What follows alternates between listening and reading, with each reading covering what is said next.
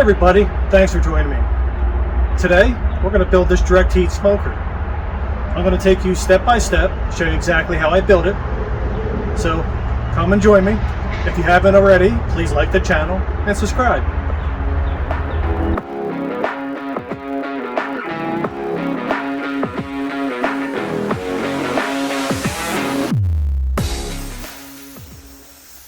In the back of my truck, I have a full sheet of 3/16 inch steel plate that I'm going to use for the main body and the lid. So to make it more manageable, I'm going to start breaking it down right off the back of my truck. Now the dimensions of the box is going to be 24 inches wide, 18 inches in depth, and the height will be 25 inches. This does not include the lid. On the bottom of the box, I'm going to cut two pieces at 24 inches by 18 inches. This will be for the insulated bottom.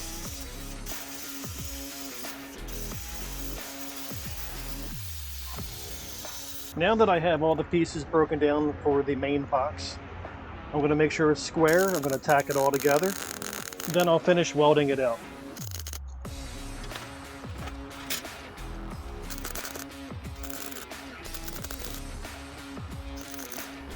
The welder I'm using today is the YesWelder MIG205DS-B. I'm using 035 solid wire, and the gas I'm using is 7525.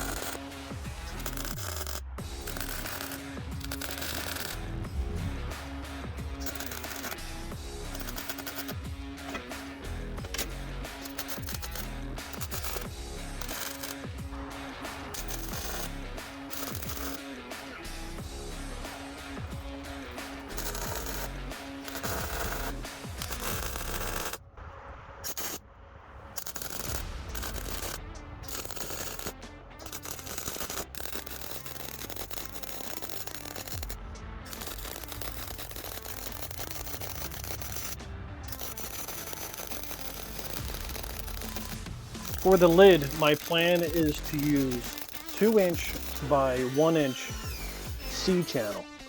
That's going to be for the sides of the lid. And then I'll use a piece of the 3/16 inch steel on top and also in the front, because I'm going to make a lip coming down so it's easier to access the food, which I'll show you in a little bit. With all the C-channel cut up, I'm going to line it up, tack it together, make sure it's nice, square, and tight against the box. At this point, I only have 3 sides tacked together. Next thing I need to do is cut the front of the box for the front lip that comes down off the lid. The plasma cutter I'm using is my YesWelder CUT-65DS. The plasma cutter did a great job cutting through this 3/16 of an inch steel.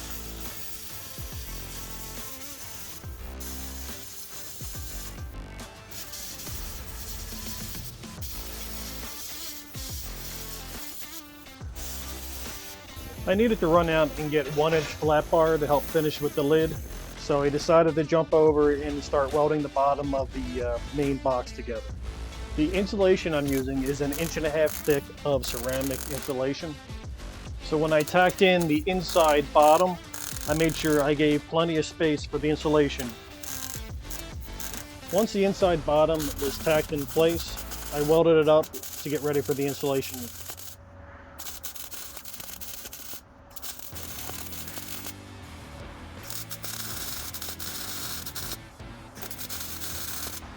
I next got the insulation, laid it in place. I used a utility knife and made sure I cut all the edges and make sure it was a nice tight fit.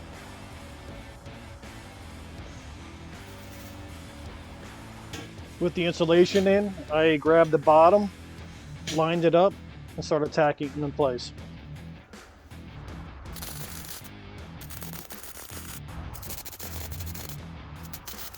As always, if you have any questions about today's project or tools used today, if you have any suggestions on a future project, please let me know in the comments below. With the bottom tacked into place, I started welding everything up.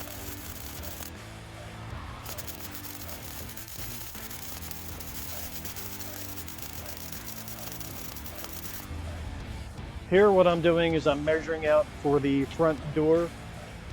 I'm making all my measurements. I'm keeping in mind how thick the bottom is with the insulated bottom, and I'm making the marks for where I want to cut the door out. I miss recording the door opening, but here what I'm doing with the grinder is I'm cutting out for the actual door itself.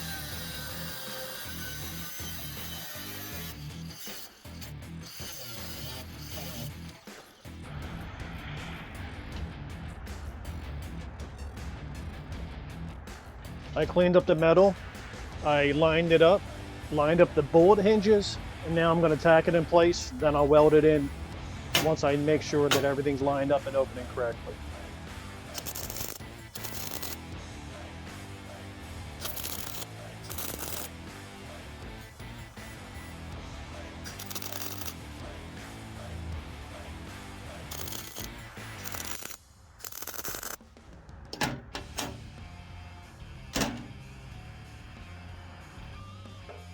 Alright, once I picked up the 1-inch flat bar, I was able to get back and start working on the lid again.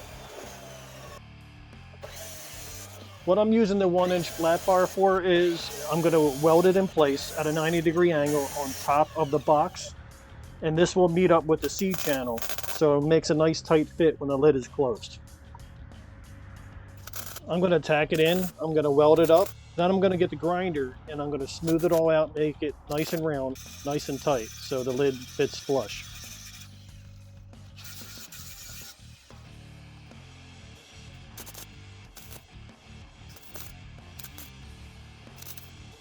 I'm going to repeat this step on the whole entire top of the box.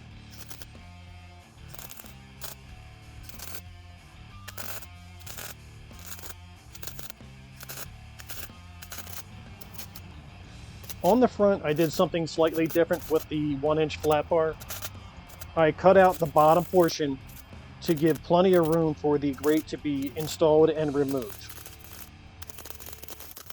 With this completed and the sides of the lid completed, now I'm going to cut some of the 3/16 inch steel. I'm going to cover the front and the top of the lid.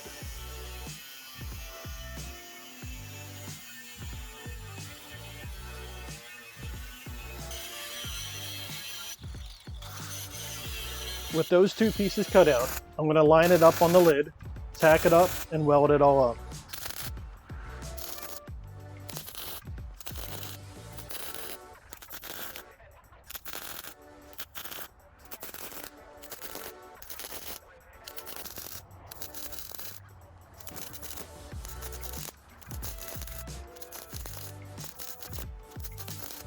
The next thing I decided to work on was to get the smoker off the ground. I'm going to build the base out of 1.5-inch tubing. I'm using 3-inch casters, with the front being locking casters. My goal is to have the cooking grate 38 inches off the ground.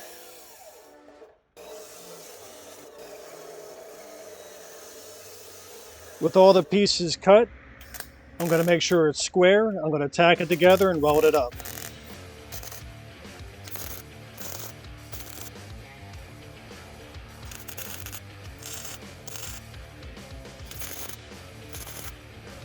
Next, I'm going to weld the casters on.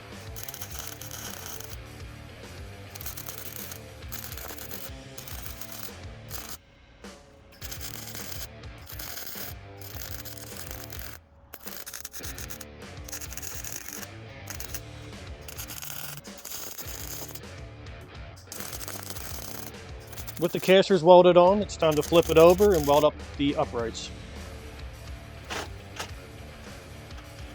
These uprights are cut perfectly to give my cooking grate the exact height of 38 inches, what I was looking for.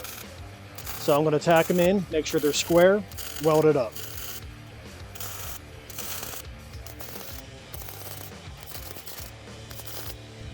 Next thing to do is line it up and weld it to the bottom of the smoker.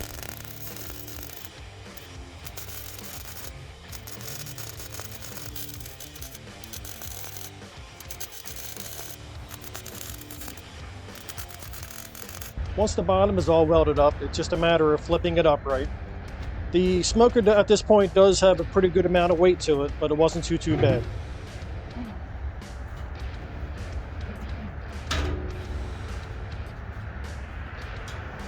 The casters glide real well. It's really easy to move around, and the locking casters work really well.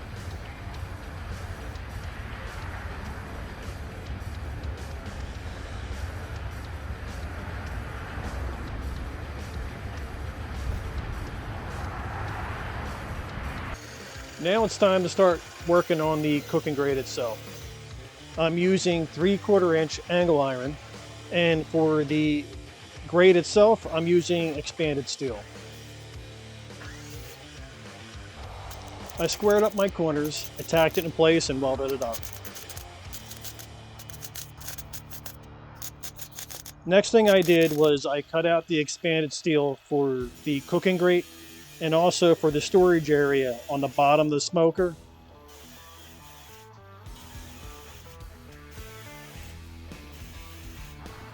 I lined up the expanded metal to the frame I made. I spot welded each section where it touched the frame.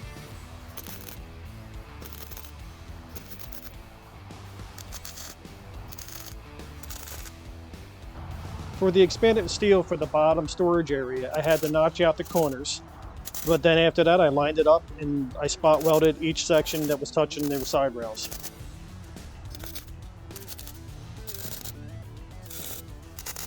To hold my cooking grate, I am using 1.5 inch angle iron. I am lining it up so the grate sits completely flush to the top of the opening of the smoke.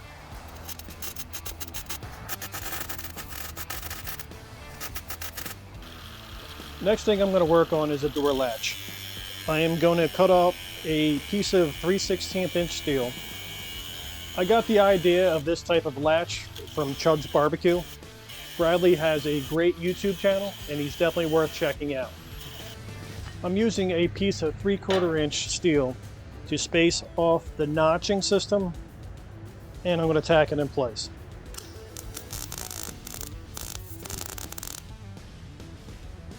While designing this direct heat smoker, did a lot of research. One thing I wanted to try to do is to also be able to use this as an offset smoker. To accomplish this, I'm going to use 1/4 inch plate steel. I'm going to cut it down so it fits inside the smoker. I'm going to use 3/4 inch angle iron, and I'm going to mount it right above the firebox door. The plan is to do a side vent. Do 2 of these 1/4 inch plates, leaving a gap on the right hand side, allowing the airflow to come across the bottom and be directed into that opening. And on top, I'm going to have 2 stacks. I'm going to close the right vent, leave the left open, and hopefully create a reverse flow smoker. And what I'm doing here right now is cutting out for those 2 vents I just got done telling you about. The vents themselves are 4x4 square tubing, and they're approximately 4 inches high.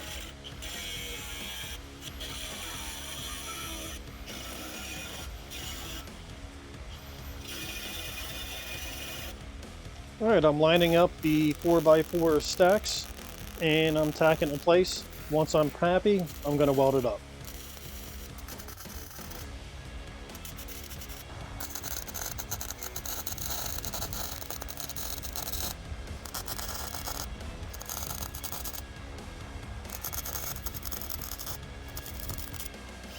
I'm using a step bit to drill out for both thermostats. I'm going to have one on the left, one on the right.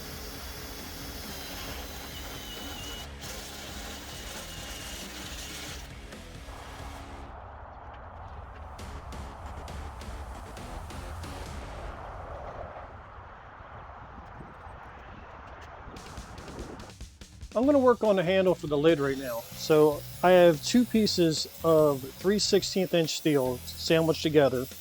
I drew a radius on the one side, and I am now using my grinder here to form that radius.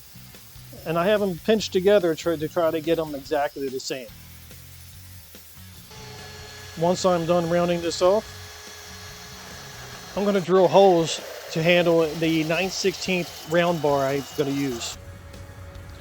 Alright, so here I line up the tabs I made. I have them nice and square. I'm going to tack them in place. Then I'm going to use 2 pieces of the 9/16 round bar, about 4 inches in length. Then I'm going to sleeve the round bar with hollow tube, and this will create my handle for my smoker lid.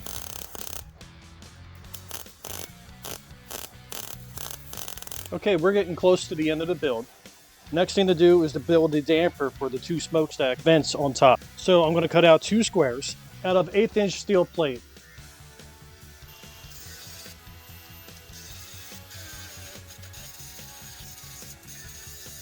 I'm using a screw and tension spring in order to hold the dampers in place. For the vent for the side of the smoker, I'm going to use a slide system.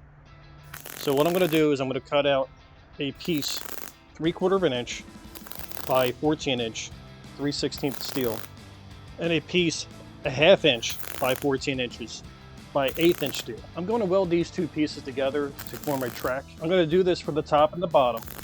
I am then going to use a piece of 1/8 inch steel 4 inches by 12 inches, and that'll fit inside the track. On the outside of the smoker, I marked 3 holes. I'm going to use a 2-inch hole saw bit. I'm going to drill out my holes for my vents.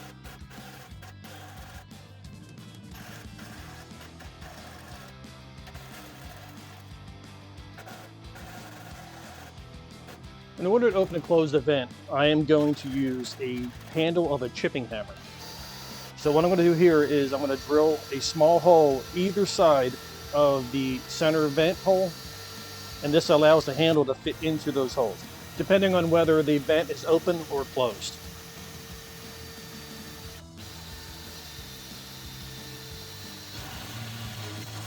With the outside holes done, I'm going to line up my bottom track, tack it in place. I'm then going to take the 4x12 1/8 inch plate. I'm going to set it in the bottom track. I'm going to take the top track, put it on top, and then tack that in place as well. On the edges of the 1/8 inch steel plate, I did sand it down with the flap disc to try to smooth it out and thin it out slightly so it'll slide nice in the track. Once everything is tacked in place, I clamp down the center slide in the open position, and then I drilled out 2 of the holes. The way I designed this, when it's in fully open, I only had to drill out 2 holes. After that, I welded in the chipping hammer handle so I can open and close the vent. And there you have it, all the welding is done. Next thing to do is to season the smoker. So in order to season it, I'm going to use linseed oil on the outside to protect the outside of the smoker.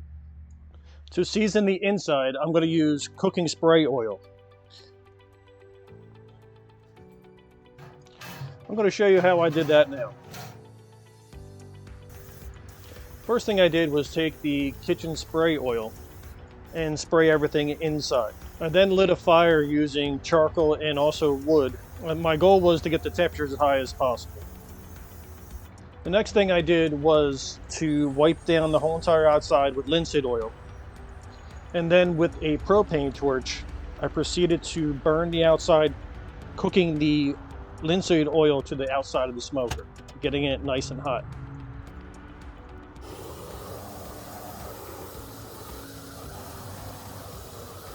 I repeated this process with the linseed oil about 4 to 5 times until I was happy with the outside coat. This is a warning.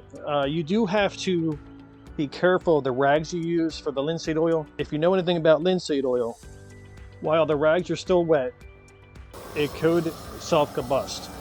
So make sure you put these rags somewhere safe until they dry out.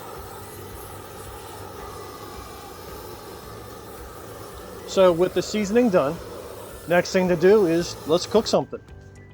So what I have here is I have a pork belly. I'm going to coat all sides of the pork belly with a pork rub I came up with. I'm going to make sure I get rub on all sides, including the sides of the pork belly. Then what I'm going to do is I'm going to fire up the direct heat smoker. My goal temperature is going to be between 250 and 275.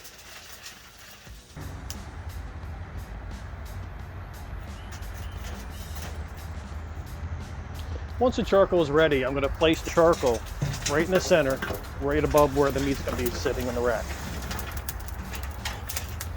I'm only going to use charcoal, and the drippings from the pork belly are what's going to smoke and season the meat.